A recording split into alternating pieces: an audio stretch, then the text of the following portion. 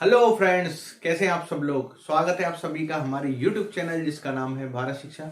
और मैं lecture start करने से पहले आप सभी को मैथमेटिक्स डे की हार्दिक शुभकामनाएं देने चाहता हूं। ठीक है। और इस लेक्चर में हम स्टार्ट करने वाले हैं जो हमने लास्ट लेक्चर में स्टार्ट किया था, अनुपात और समानुपात। उस पर हमने स्टार्टिंग में थोड़े इजी और मॉडरेट क्वेश्चन किए थे। आज थोड़ा हायर लेवल पे जाएंगे और एक एक करके सारे स्टेप बाय स्टेप हम सारे क्वेश्चन करना सीखेंगे। तो लास्ट तक बनी रहिएगा पूरे वीडियो में। और हाँ, हमारे चैनल को लाइक एंड सब्सक्राइब करना ना भूलें और वीडियो को ज्यादा से ज्यादा शेयर करें जिससे हमें प्रोत्साहन मिलता रहे। चलिए स्टार्ट करते हैं आज का लेक्चर। तो पहले क्वेश्चन में कह रहा है, यदि ए बी सी डी के बीच कोई राशि 2:3:4:5 के अनुपात में इस प्रकार वितरित की जाती है कि सी को बी से 1000 रुपए अधिक मिलते हैं। ठीक है। तो ए का हिस्सा बताइए, मतलब ए का हिस्सा पूछ रहा है और दे रखा है सी को बी से 1000 रुपए अधिक मिलते हैं। ठीक है। तो इस टाइप के क्वेश्चन को करने का एक सिंपल मेथड मैं आपको बता दे रहा हूं। ठीक है। जो अनुपात दे रखा है, अगर आप बेसिक तरीके से जाएंगे तो देखने पड़ेगा। ए का मान लेते हैं हम 2x, बी का 3x, सी का 4x और डी का 5x। इस तरह से मान लीजिए राशियां हमने वितरित कर रखी है। ठीक है। 1000 रुपए को, सॉरी 1000 कह रहा हूं, इस तरह से कोई राशि है, इसको हमने वितरित कर रखा है। ए को 2x मिलता है, बी को 3x, सी को 4x और डी को 3x। ठीक है। ये ए का हिस्सा है, ये बी का, ये सी का और डी का। अब कह रहा है उसमें सी को बी से 1000 रुपए अधिक मिलते हैं। सी और बी में जो डिफरेंस है वो देख लेते हैं कितना है। सीधे सीधे 4x माइनस 3x कितना है, x का डिफरेंस है। ठीक है। दोनों का डिफरेंस जो अनुपात के हिसाब से आ रहा है वो x का, और यही डिफरेंस क्या है जो अधिक वाला है। c को b से अधिक मिल रहा है, इसका मतलब क्या हुआ, 4x माइनस 3x की जो वैल्यू आ रही है वो इस 1000 के बराबर होगी, क्योंकि ये c का हिस्सा है, उसमें से b का हिस्सा है। दोनों के अंतर को ही हम 1000 मानेंगे। क्यों, अधिक मिल रहा है मतलब दोनों का अंतर हो गया। ठीक है। तो x की वैल्यू अपने को दे रखी है क्वेश्चन में 1000 रुपए। ठीक है। अब वो कह रहा है a का हिस्सा कितना है। जब x अपने पास 1000 रुपए आया और a का हिस्सा पूछ रहा है, a अपने पास यहां पर कितना है, a की वैल्यू है 2x, तो सीधे सीधे 1000 इंटू 2 कर देंगे, यानी कि x इंटू 2 करेंगे तो वैल्यू प्राप्त हो जाएगी। x की वैल्यू 1000, तो सीधे सीधे a का हिस्सा आ जाएगा अपने पास 2000 रुपए। ठीक है। तो ऑप्शन नंबर 3 इसका आंसर हो जाएगा। ठीक है, सिंपल। ठीक है। अगर x ना माने, बेसिक तरीके से ना जाके हम अगर ट्रिकी मेथड से करते हैं तो x हटा दीजिए सीधे सीधे। ठीक है। जिसका भी डिफरेंस दे रखा है वो देख लीजिए, 4 माइनस 3 कितना है, 1 के बराबर। 1 की वैल्यू अपने को कितनी दे रखी है यहाँ पर, 1000। ठीक है। पूछ रहा है 2 की वैल्यू, तो 2 की कितनी हो जाएगी, 2000। सिंपल मेथड है। ठीक है। परसेंटेज वाले में हमने बहुत किया है ये। ठीक है। 1 की वैल्यू इतनी है तो 3 की कितनी, 4 की कितनी। ठीक है। परसेंटेज का सीधे सीधे हमने ट्रिक लगाया है, या फिर प्रॉफिट लॉस में भी ये सारी चीजें हमने करी थी। ठीक है। इस तरह से आप आराम से क्वेश्चन में टाइम बचा सकते हैं अपना। मुश्किल से 3 या 4 सेकंड में क्वेश्चन हो जाएगा। ठीक है। नेक्स्ट क्वेश्चन देख लेते हैं। 15:19 के प्रत्येक पद में से क्या घटाएं कि अनुपात 3:4 में नई संख्या मिले। ठीक है। मान लेते हैं ये 15:19 ऐसे लिखा। ठीक है। सिंपल एक तरीका बता रहा हूं, इसको आप याद करिएगा। ठीक है। इस मेथड से ही आपको सारे क्वेश्चन करने हैं जिसमें कोई संख्या घटाई या जोड़ी जाती है। ठीक है। देख लेते हैं। कोई राशि है, कोई अनुपात दे रखा है 15:19, इसमें से क्या घटाएंगे, 3:4 मिल जाए। नया अनुपात कितना है, 3:4। ठीक है। अब इसमें करना क्या है, डिफरेंस देख लीजिए। ठीक है। इनके डिफरेंस को बराबर करते हैं हम। ठीक है। इन दोनों का डिफरेंस कितना है और इन दोनों का डिफरेंस हम निकाल सकते हैं। 19 और 5 के बीच का डिफरेंस कितना है, 15 से अगर 4 जोड़ूंगा तो 19 मिलेगा, तो इन दोनों में डिफरेंस कितना है, 4 का। ऐसे ही 3 और 4 में देखिए, 3 से 4 जाने में मुझे 1 का डिफरेंस मिल रहा है। इस डिफरेंस को ही हम बराबर करेंगे। ठीक है। इस डिफरेंस को कैसे बराबर कर सकते हैं हम, देख लीजिए। यहां है 4, यहां भी 4 लाना है, तो क्या करूंगा मैं, 4 का मल्टीप्लाई। ठीक है। अगर इस अनुपात में डिफरेंस में हमने 4 का मल्टीप्लाई किया है तो इसका जो रियल अनुपात है उसमें भी हमें 4 का मल्टीप्लाई करना पड़ेगा। ठीक है। तो यहां जो आया अपने पास, ये आया 4, दोनों डिफरेंस बराबर हो गए। यहां कितना हो जाएगा अपने पास, 16, और इसका मल्टीप्लाई कितना हो जाएगा अपने पास, 12। ठीक है। तो रेशियो भी बराबर हो गया, और रेशियो कह रहा हूं, इसका अनुपात का डिफरेंस भी बराबर हो गया, और हमने मल्टीप्लाई करके उनका रेशियो भी निकाल लिया। तो अब देख सकते हैं ये आ गया अपने पास नया रेशियो 15, ठीक है, 15-19 का और 12-16 का, ठीक है।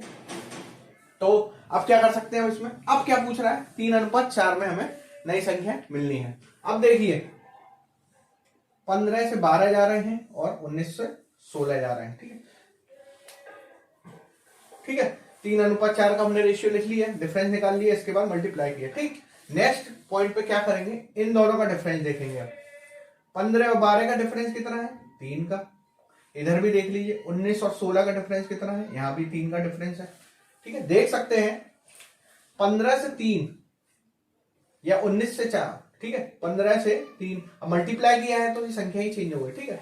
तो ये 12-16, तो 15 से 12 जाने में 3 का डिफरेंस मिल रहा है, 19 से 16 जाने में भी 3 का डिफरेंस पूछ रहा है। वो कह रहा है हमें रेशियो इसी प्रकार लाना है कि 3:4 बन जाए। ये रेशियो सेम है, 12-16 भी लिख सकते हैं इसको हम 3:4 को, ठीक है। तो 3 के डिफरेंस से ही, ठीक है, केवल हमने क्या किया है, 3 का डिफरेंस किया है, तो हमें अनुपात क्या मिल रहा है, 3:4। 12 रेशियो 16 का भी देख सकते हैं कितना डिफरेंस रेशियो आ रहा है, 4 4 तो रेशियो सेम है। तो 15 से 12 या 19 से 16 जाने में हमें 3 का अंतर करना पड़ रहा है, तो ये मेन आंसर आपका हो जाएगा, ठीक है। इस तरह ही आपको ऑप्शन देखना है और सीधे सीधे आपको स्ट्रिक्ट मेथड से आपको क्वेश्चन कर लेने हैं। इस तरह के 1-2 क्वेश्चन और कराता हूं मैं आपको बात समझ में आ जाएगी। चलिए स्टार्ट। कह रहा है 7:11 में से 7:11 के प्रत्येक पद में से क्या जोड़ें कि अनुपात 3:4 हो जाए, ठीक है। सिंपल मेथड है, अभी जैसे करा था। अनुपात लिखिए सीधे सीधे 7:11 और नीचे लिखिए दूसरा अनुपात 3:4, ठीक है। कुछ नहीं करना है, दोनों का डिफरेंस देखिए, इन दोनों का डिफरेंस देख लीजिए। 7 और 11 का डिफरेंस कितना है, 4 का, 3 और 4 का 1 का, ठीक है। अब क्या करेंगे, मैंने बताया था जो रेशियो का डिफरेंस होता है उसको बराबर करते हैं। यहां कितना है, यहाँ 4 का डिफरेंस है, यहाँ 1 का डिफरेंस है। 4 को 1 बनाने में कठिनाई होगी तो 1 को 4 बनाते हैं। यहाँ 4 का मल्टीप्लाई, इसमें भी 4 का मल्टीप्लाई और इसमें भी 4 का मल्टीप्लाई, ठीक है। क्या किया, डिफरेंस बराबर हो गया। यहाँ डिफरेंस 4 है तो यहाँ भी 4 हो गया, ठीक है। यहाँ कितना हो गया अपने पास 12 और यहाँ कितना हो गया 4-4-16, ठीक है। तो रेशियो जो था 7:11 से हमें कितना करना है, 12-16, ठीक है। सेम रेशियो है, देख सकते हैं आप, ये भी 3:4 ही है, ठीक है। बस डिफरेंस सेम किया है इसलिए बड़ा हो गया रेशियो, ठीक है। अब क्या करेंगे, इसमें पूछ रहा है क्या जोड़ेंगे अनुपात 3:4 हो जाएंगे। देख लीजिए दोनों का अंतर कितना है, 7 से 11 जाने में, 7 से 12 जाने में कितना 5 का डिफरेंस मिल रहा है। इसी प्रकार 11 से 16 जाने में भी 5 का डिफरेंस मिल रहा है। तो हमें क्या जोड़ना पड़ेगा डिफरेंस हटाने के लिए, 5 से 5, ठीक है। दोनों में 5 जोड़ना पड़ेगा तो हमें संख्या प्राप्त हो जाएगी। सीधे सीधे ऑप्शन है, कुछ नहीं दिमाग लगाना है इसमें। क्वेश्चन में अगर ये पूरी कैलकुलेशन आप दिमाग में भी कर सकते हैं, मुश्किल से 10 सेकंड में नहीं, आपको 5-6 सेकंड में पूरा आंसर मिल जाएगा, ठीक है। इसी प्रकार करिएगा धीरे धीरे, घबराने की जरूरत नहीं है। मैथ बहुत इजी सब्जेक्ट है, आराम से आप कोई भी क्वेश्चन कर सकते हैं, ठीक है। कंसेप्चुअल होती है मैथ भी, ठीक है। नेक्स्ट क्वेश्चन देख लेते हैं। इसमें कह रहा है दो संख्याएं, क्या कह रहा है, 3:5 के अनुपात में है, यदि प्रत्येक पद में से 9 घटा दें, कितना घटाएं 9, तो यह अनुपात कितना हो जाता है 12:23, ठीक है। तो छोटी संख्या क्या है, ठीक है। सिंपल मैंने बताया, हम सबसे पहले क्या लिखते हैं, दोनों रेशियो लिखा जाएगा। तो 3:5, दूसरा रेशियो कितना करना है 12:23। अब कह रहा प्रत्येक पद में से 9 घटाया जाए, ठीक है। देख लीजिए डिफरेंस कितना है, यहां डिफरेंस देख सकते हैं हम, इन दोनों में डिफरेंस है +2 का और इन दोनों में डिफरेंस 11 का, ठीक है। ठीक, 11 का डिफरेंस है यहाँ।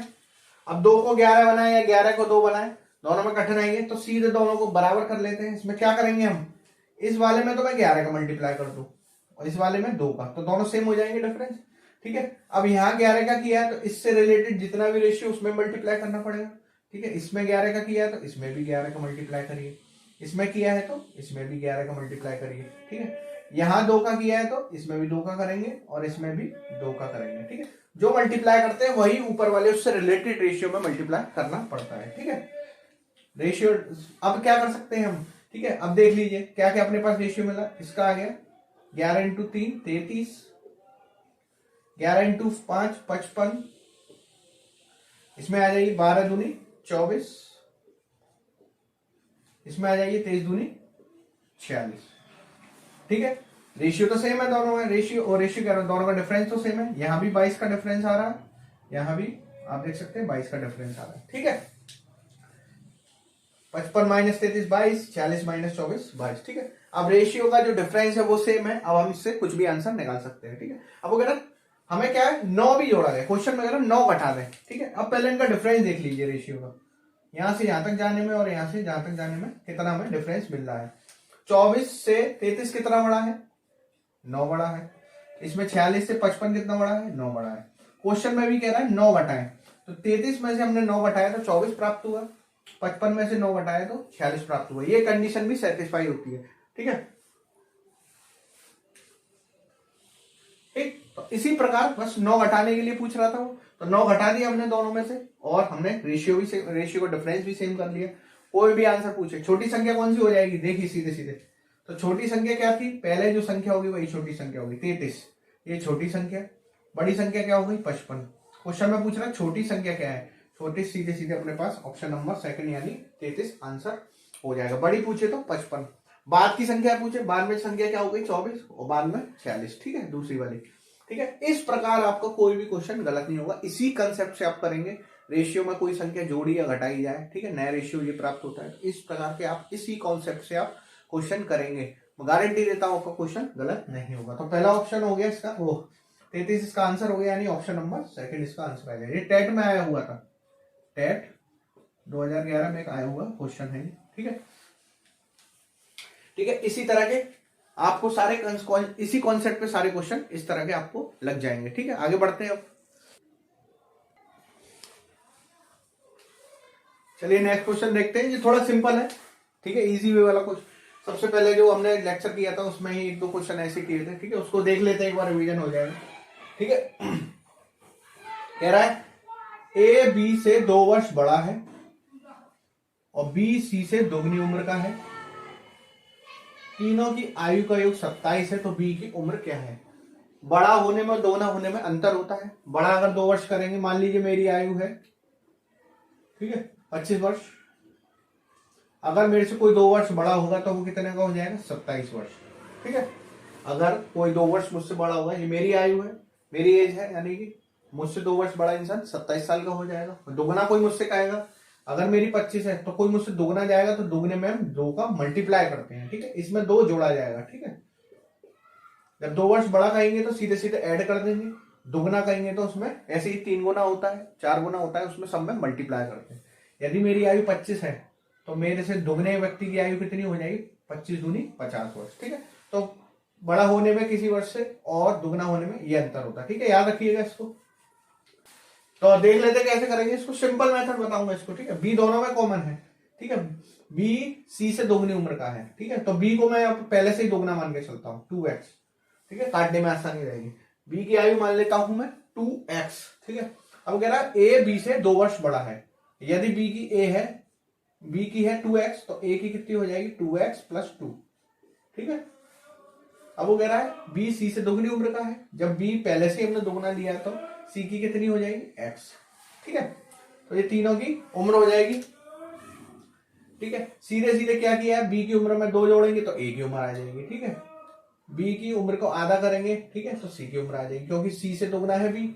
यदि बी को मैं आधा कर दूं तो सी की उम्र आ जाएगी। आधे के लिए क्या करेंगे 1/2। ठीक है, तो इसमें अगर मल्टीप्लाई 1/2 ऐसे लिख लीजिएगा तो ए की सी की उम्र आ जाएगी। ठीक है, कह रहा तीनों का योग दे रखा है 27, तो पहले की आई थी 2x प्लस 2, बी की मानी थी हमने 2x और सी की आई थी x। तीनों की उम्र का योग कितना है 27 वर्ष।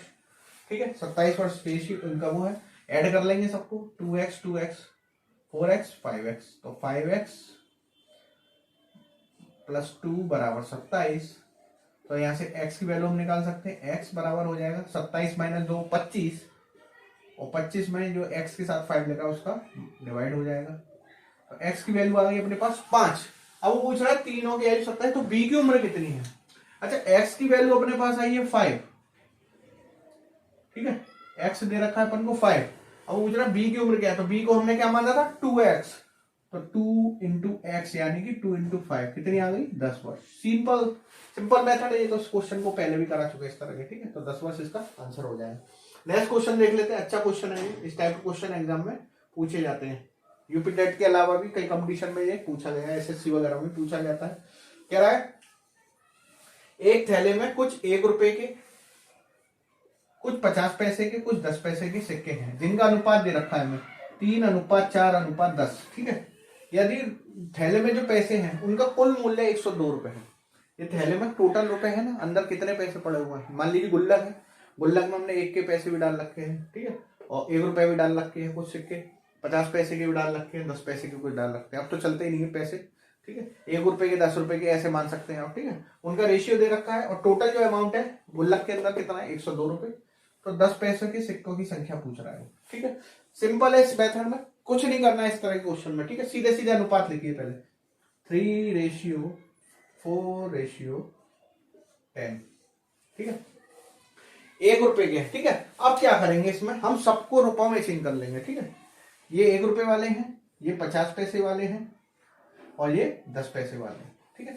सबको रुपए में चेंज कर लिए, हम रेशियो को सीधे सीधे मल्टीप्लाई कर देते हैं इसमें, ठीक है। इसमें इसका मल्टीप्लाई, इसमें इसका मल्टीप्लाई, इसमें इसका मल्टीप्लाई, ठीक है।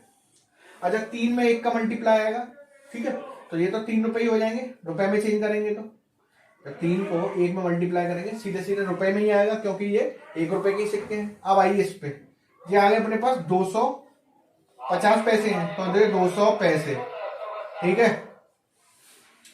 आज 200 पैसे को हम किस में चेंज करेंगे, हम इसको भी हम रुपए में चेंज करेंगे। तो 200 पैसे में कितने रुपए होते हैं 2 रुपए, ठीक है। इस तरह हम थर्ड वाले में जाएंगे, थर्ड वाले में क्या करेंगे 10 का 10 में गुणा करेंगे तो कितना हो जाएगा अपने पास 100 पैसे।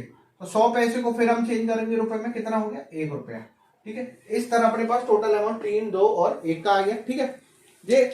ये जो है अपना ये रुपए का जो अमाउंट है इसी को ही हम अभिष्ट रेशियो में रखेंगे, यानी 102 के बराबर रखेंगे, ठीक है। पहले अमाउंट को बराबर करिए, रुपए में चेंज करिए सब कुछ, ठीक है। अब इसका जो रेशियो आया है 3:2, ठीक है, इसको हम अब इसको क्या करेंगे, इसको हम टोटल रुपए के बराबर कर देंगे, ठीक है।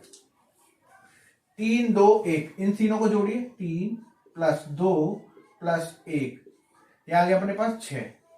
वो अमाउंट दे रखा है टोटल 102 रुपए के बराबर, यानी 6 की वैल्यू है 102 रुपए, ठीक है।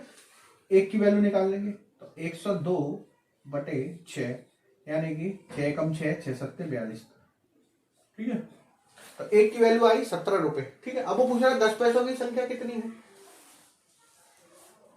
ठीक है। 10 पैसों की टोटल अमाउंट कितनी, वो टोटल कितनी संख्या है, 10 पैसों के सिक्कों की कितनी संख्या है वो हमसे पूछ रहा है, ठीक है। तो सिंपल क्या करेंगे, जो 1 की अमाउंट की आई है उसमें सीधे 10 का मल्टीप्लाई कर देंगे, ठीक है, क्योंकि रेशियो अपने पास कितना है 10 का, ठीक है।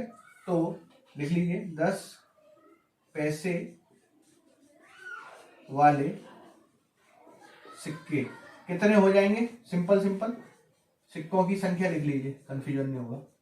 जो रेशियो में है 10 का रेशियो था 10 पैसे के सिक्का का, तो 10 इंटू 1 यूनिट की वैल्यू कितनी आ गई अपने पास 17 इंटू 10 यानी कि 170, ठीक है। तो टोटल है वो आएंगे संख्या कितनी हो जाएगी 10 पैसों के सिक्कों की 170। इसी कंसेप्ट से आप कोई भी सिक्के वाला क्वेश्चन कर सकते हैं। अगर वो इसका पूछता 50 पैसों की संख्या कितनी हो जाएगी, ठीक है, तो 50 पैसों की संख्या वाले कितने हो जाते हैं 4 इंटू 17, ठीक है, जो रेशियो उसका मल्टीप्लाई कर देते। पूछता है 1 रुपए की संख्या तो 3 इंटू 17। इस तरह से इस कंसेप्ट पे आप निकाल सकते हैं। समझ में नहीं आया तो एक बार और बता देता हूं। सबसे पहले क्या करेंगे, रेशियो लिखेंगे, ठीक है, जो रेशियो है। अब वो देखेंगे क्या कितने के सिक्के हैं, वो यहाँ रखेंगे, 1 रुपया यहाँ रखा इसी रेशियो के नीचे, और इस वाले को इसको यहाँ रखा। जो भी अमाउंट मल्टीप्लाई करने पे आया उन सबको हमने रुपए में चेंज किया। ये अभीष्ट अपने पास रेशियो आ गया। इस रेशियो को ऐड करेंगे, जो टोटल अमाउंट है कितना दे रखा है 102 रुपए, उसके बराबर किया। यहाँ से 6 की वैल्यू आई अपने पास 102 रुपए, तो 1 यूनिट की वैल्यू निकाल लेंगे, वो कितनी आएगी 17 रुपए, ठीक है। 1 यूनिट अपने पास कितना आया 17, ठीक है। अभीष्ट रेशियो कितना था। अब वो पूछ रहा है कि 10 पैसे के सिक्के कितने हैं, तो 10 का रेशियो कितना है 10 का, 1 का है 17, तो 10 का कितना हो जाएगा सीधे सीधे 170 इसकी संख्या हो जाएगी। बहुत ही सिंपल मेथड से मैंने बताया है, बताइएगा कैसा लगा आपको, ठीक है। अच्छा, और इसी तरह आपको सारे क्वेश्चन आसानी से हो जाएंगे। अनुपात समानुपात में कोई भी क्वेश्चन नहीं अटकेगा। अभी तक मैंने लगभग सारे क्वेश्चन करा दिए, 1-2 क्वेश्चन और हैं जो एग्जाम में पूछे जाते हैं, ठीक है। चलिए उनको और कर लेते हैं। चलिए तो आप समझते हैं अनुपातिक नियम, ठीक है। सिंपल सिंपल इस पर क्वेश्चन डायरेक्ट आ जाता है कि मान लीजिए कैसे इसमें पूछता है, मान लीजिए दो संख्या है ए और बी अपने पास, उनके अनुपातिक नियम क्या कहते हैं, ठीक है। अनुपातिक यानी रेशियल रूल्स क्या होंगे, रेशियो वाले, ठीक है। तो अगर ए और बी का प्रथम अनुपाती निकालना है, ठीक है, फर्स्ट रेशियो नंबर क्या होगा, ठीक है। तो इसके लिए क्या करेंगे हम, प्रथम अनुपाती के लिए सीधे सीधे आपके पास एक फॉर्मूला है, ठीक है। प्रथम अनुपाती के लिए ए स्क्वायर बटे बी, ठीक है, ये लिख लीजिए, नोट करिएगा, ठीक है, ए स्क्वायर बटे बी, ठीक है।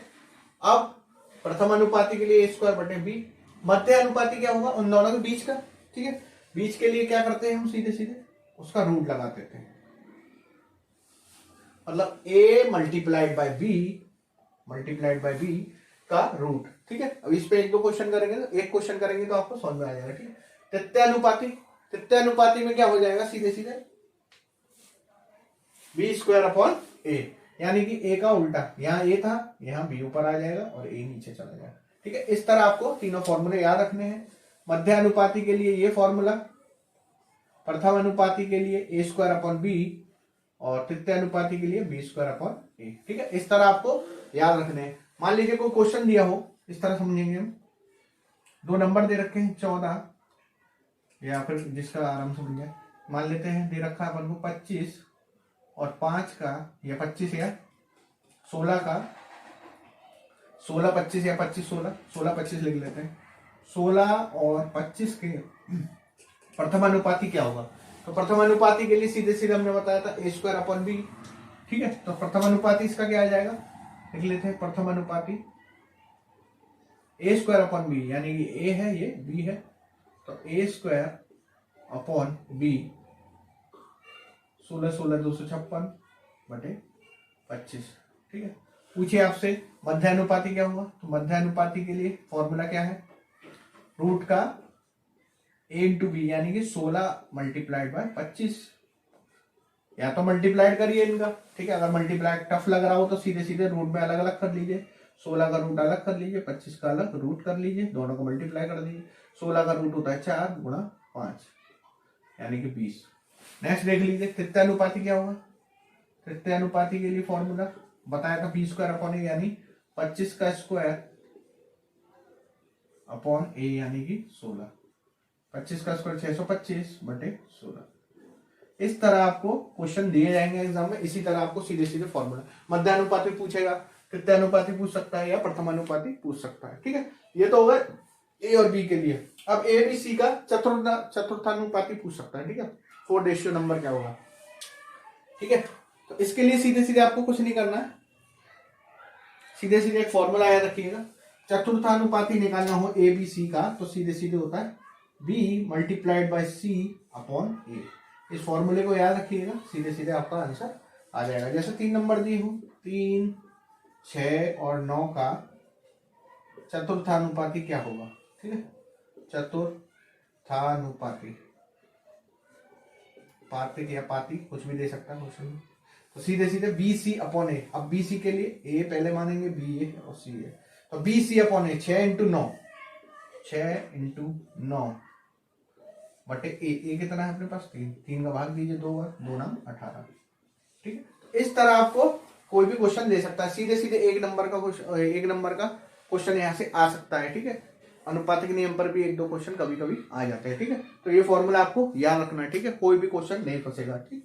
एक तरह का एक क्वेश्चन और देख लेते हैं, फिर अपना चैप्टर क्लोज करते हैं, फिर नए सेशन में यानी नए लेक्चर में हम नए चैप्टर स्टार्ट करेंगे। एक क्वेश्चन और देख लेते हैं, सुपर टैट का आया हुआ, सुपर टैट का आया हुआ क्वेश्चन है, देख लेते हैं, सी टैट और सुपर टैट, ठीक है। इसमें कह रहा है ए अनुपात बी ए प्लस बी अनुपात बी प्लस सी अनुपात सी प्लस ए बराबर 6 अनुपात 7 अनुपात 8 है, और ए प्लस बी प्लस सी बराबर 14 है, तो सी का मान बताइए, ठीक है। सिंपल कुछ नहीं करना है इसमें, ए प्लस बी अनुपात में दे रखा है, तो ए प्लस बी को हम लिख सकते हैं 6x, ठीक है, बेसिक मेथड है, ठीक है। क्या कर सकते थे हम, जैसे ए अनुपात बी दे रखा है कोई 4 अनुपात 5, तो ए को हम क्या मानते थे 4x, बी को मानते थे 5x। इसी प्रकार ए प्लस बी अनुपात सी है बी प्लस सी अनुपात सी अनुपात सी प्लस ए है, तो 6x 7x को हम क्या मान सकते हैं, तो ए प्लस बी को हमने जो पहले वाला रेशियो है उसमें x मल्टीप्लाई करके मान लिया, ठीक है। इसी प्रकार बी प्लस सी को हम क्या मान सकते हैं, जो दूसरा है 7x, और सी प्लस ए को क्या मान सकते हैं हम 8x, ठीक है। इस तरह हम मान लेते हैं, इस तरह का क्वेश्चन ऐसे ही होगा, ठीक है। ठीक, अब कह रहा ए प्लस बी प्लस सी बराबर 14 है। पहले इन तीनों को जोड़ दीजिए, ठीक है। इन तीनों को जोड़ेंगे तो a plus a 2a, b plus b बराबर से इधर वाले इधर जोड़ेंगे, बराबर से उधर वाले उधर जोड़ेंगे, B plus B 2b and C plus C बराबर 2c। ये किसके बराबर होंगे, इन तीनों के एडिशन के, यानी कि 6 और 7 13, 13 और 8 21x के, ठीक है। अब क्या करें, इन तीनों में कुछ कॉमन दिख रहा होगा आप, हम तीनों को इस तीनों में 2 कॉमन निकाल लिए, तो यहाँ बचेगा a plus B plus C बराबर है 21x के, ठीक है। a प्लस बी प्लस सी की वैल्यू निकालिए, a plus B plus C बराबर 21x/2। ये अपने पास क्या, a प्लस बी प्लस सी की वैल्यू आ गई। ये ऑलरेडी क्या दे रखा है हमें, a प्लस बी प्लस सी 14, तो जो इसकी वैल्यू ये है वो इसके बराबर हो जाएगी कि नहीं, तो सीधे रखेंगे 21x/2 की वैल्यू किसके बराबर होगी, 14 की। यहां से x की वैल्यू निकाल सकते हैं हम, x कितना आएगा, x बराबर 14 में 2 का मल्टीप्लाई हो जाएगा, नीचे क्या आ जाएगा अपने पास 21, ठीक है। तो 7 से काट देंगे, 7 दूनी 14, 7 3 21, तो x की वैल्यू आ गई 4/3, ठीक है। अब क्या बचा क्वेश्चन में, क्वेश्चन में अब क्या है, जो जो हमने माना उसके बराबर रखिए, ठीक। हमें निकालना क्या है, c का मान, ये चाहिए c, ठीक है। तो c का मान निकालने के लिए क्या करेंगे हम, c का मान निकालने के लिए हम x की पहले वैल्यू रखिए इसमें, तो a प्लस बी की वैल्यू निकाल लीजिए, a प्लस बी बराबर 6 इंटू एक्स, एक्स कितना है 4/3, सिंपल है, 4 दूनी 3 दूनी 6, a प्लस बी की वैल्यू कितनी आ गई 8, ठीक है। a प्लस बी की अपने पास वैल्यू आ गई 8, ठीक है। और जो हमारे पास जो वैल्यू आई है उसमें पुट कर सकते हैं हम, ठीक है। a प्लस बी प्लस सी एक ऑलरेडी 14 दे रखा है, अगर मैं a प्लस बी की वैल्यू यहां से उठा के यहां पुट कर दूं तो खाली c बचेगा अपने पास, तो इस a प्लस बी बराबर 8 को इसमें पुट कर देते हैं, तो a प्लस बी की जगह 8 आ जाएगा, प्लस c बराबर अपने पास 14, तो c की वैल्यू कितनी आ गई 14 माइनस 8 यानी कि 6। सीधे सीधे इसी तरह आपको क्वेश्चन करना है, मुश्किल से, अगर मैंने तो समझाया है, अगर आप क्वेश्चन एग्जाम में करेंगे तो मुश्किल से 15 से 16 सेकंड या 20 सेकंड तक आपका आंसर हो जाएगा। चलिए ठीक है, तो इस तरह आपका अनुपात और समानुपात लगभग समाप्त होता है। अगर कुछ किसी और तरह के क्वेश्चन अगर बचे हों जो आपको सीखने हो तो प्लीज हमें कमेंट सेक्शन में जरूर बताइएगा, और हमारे चैनल को जरूर सब्सक्राइब कर लीजिए प्लीज। मैं बार बार आपसे रिक्वेस्ट करता हूं कि हमें भी इसमें प्रोत्साहन मिलता है। चलिए नेक्स्ट लेक्चर में नया चैप्टर स्टार्ट करेंगे, तब तक के लिए आप पढ़ते रहिए। Thank you.